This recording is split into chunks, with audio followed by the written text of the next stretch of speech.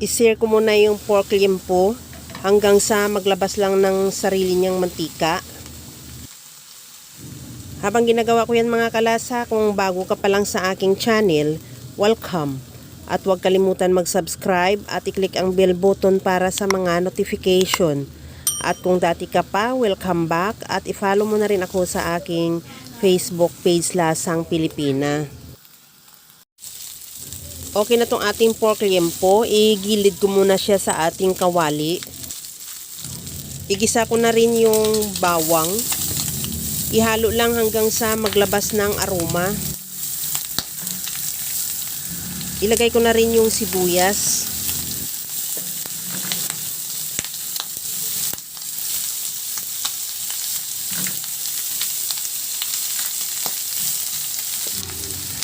Maglagay na rin ako ng kamatis. Isabay ko na rin halo yung karni o yung ating pork limpo para masabay na rin siya gisa.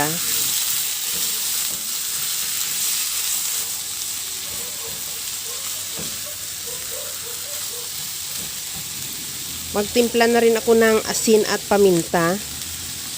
Lagyan ko na rin ng tuyo. Maglagay din ako ng oyster sauce. At lagyan ko na rin ng liquid seasoning.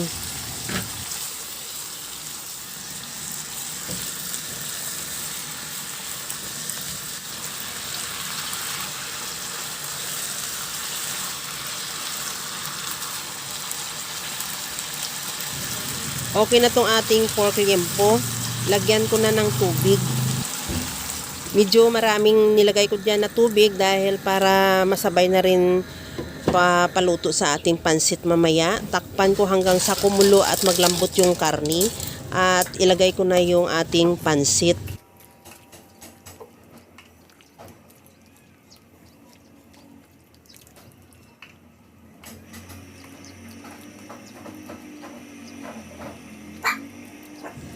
Takpan ko ulit yan para hanggang sa maluto lang din yung pansit.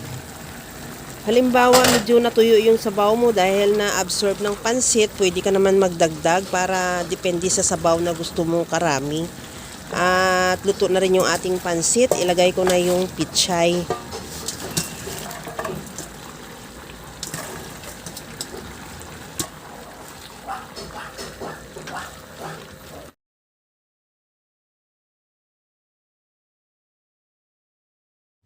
Takpan ko muna ulit yan para hanggang sa maluto lang din yung pichay. At tikman mo na rin kung okay na yung timpla niya.